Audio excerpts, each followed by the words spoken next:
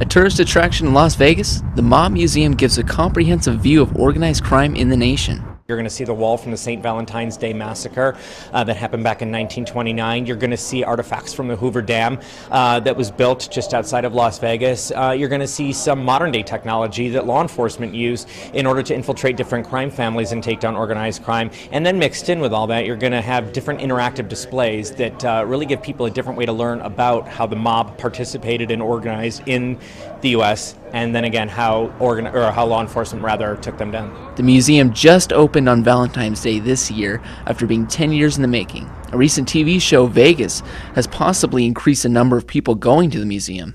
But we do feature Ralph Lamb here, whose life story is sort of based around that show. And yeah, we definitely have noticed an increase of people, and I think more so this year because for whatever reason the mob came back with a vengeance, metaphorically speaking. There is a recommendation to be careful in bringing children to the Mob Museum.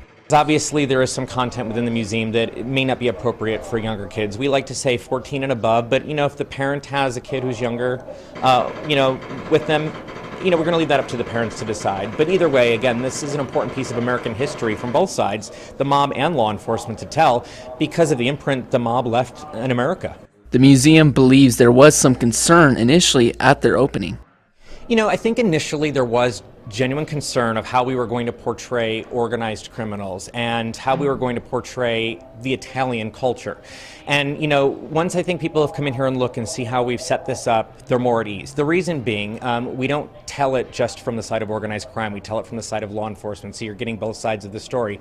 And people also have to remember, it wasn't just Italians who were in organized crime, it was Russians, there were Jews that were also there.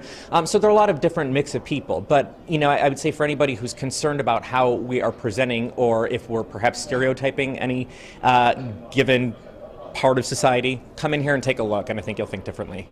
The address of the museum is 300 East Stewart Avenue. It costs $19.95 for out-of-town guests and $10 for Nevada residents. They are open all 7 days of the week from 10 a.m. to 7 p.m., except on Fridays and Saturdays, which is from 10 a.m. to 8 p.m. For more information, call 702-229-2734. This is Ian B. Clark for News 46.